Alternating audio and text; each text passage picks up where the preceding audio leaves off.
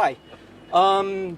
Yes, what I did last night in Walmart was in poor taste. I'm a long time gun violence prevention activist, and I'm here back home in Port St. Lucie, the same town where Omar Mateen purchased his guns to do the Pulse massacre.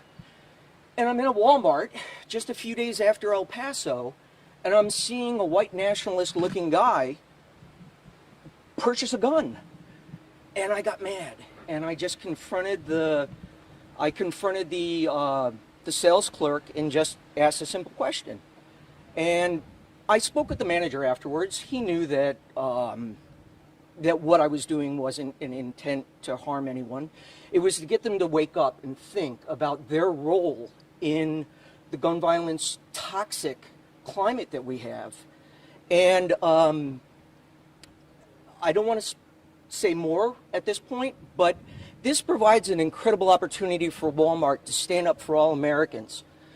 Create the kind of background checks, create the gun trainings and licensing programs that we need to have in America. Make money off of it, for God's sake, and help us fix the toxic gun climate that we have in America. Do you take exception to your picture being put out there? Because there's been no charges and no arrests. No. And I've spoken with the police, and they understand, and they thought it was in poor taste too, and I agree with them. But if this can get America to wake up, Walmarts across the country, Americans across the country, to wake up and say, we need to fix this. And it's not going to happen in Washington, D.C., where I live. It's going to happen right here in my hometown of Port St. Lucie. And we need to do this across the country. And I don't say go into your Walmart and confront them that way, but I will say this: do something. Because just calling your members of Congress and calling your elected officials isn't going to do it. And boycotting Walmart isn't going to do it. That's never going to happen. Do something today. But give me an idea who you are. The police only said you're politically active, and that's kind of like... Can I get off of the pavement? Anybody, It's really hot. Yeah, I'm just trying to stand on the grass. That'd be great. Take the grass, Philip. Okay. Yeah. We'll keep you in the sun that We'll way. keep you in the sun. Keep light on your face. Yeah, I mean, is politics part of your occupation, or is it an interest in yours? No, I graduated from Martin County High School, student body president. Most likely to succeed. Went on to the University of Florida, go Gators, and moved to Washington to try and make a difference on social justice issues and gun violence prevention. Do you work with an organization or a think tank or something, or nothing? Okay. No. Just on your In own. fact, I'm down here with my mom, back home, trying to figure out what to do with the next stage of my life. And But you have been politically active? oh yeah, I've worked with a lot of different social justice causes. I created the first Send a Message to Congress internet. Yeah, you've probably already read that. Yeah.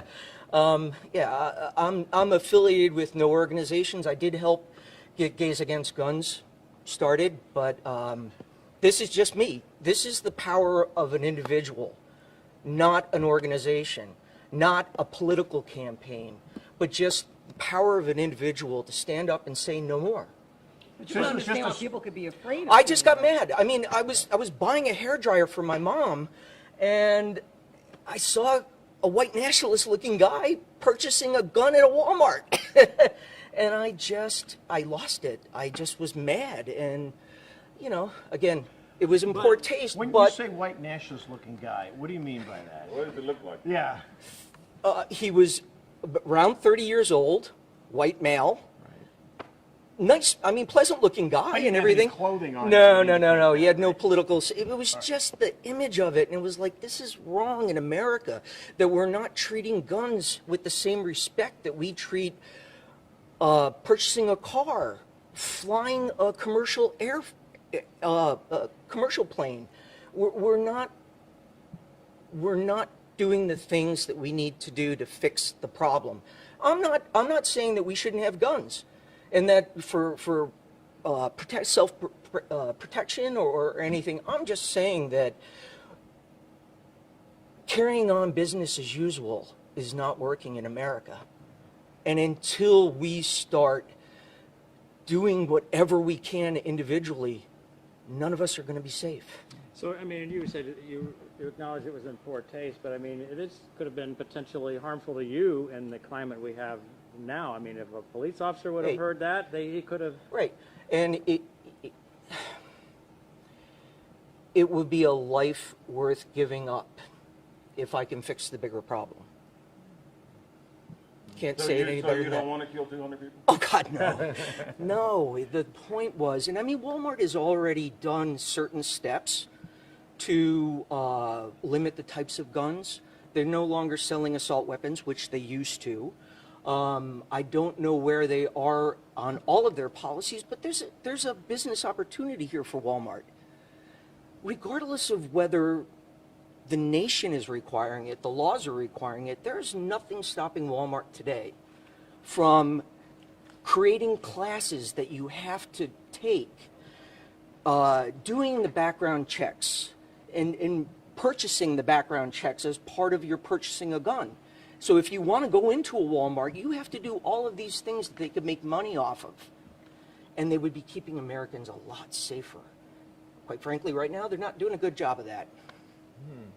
Do you, may I ask, do you own a weapon for protection yourself? No. No. I mean, Not- you brought it up, so I figured I'd ask, yeah. I'm very much Christian, and no. I would not even for animals. So you said you founded Gays Against Guns? Is that No, right? no. I helped start up the Gays Against Guns chapter in Washington, D.C. Okay. But it was after the Pulse massacre. Again, Omar Mateen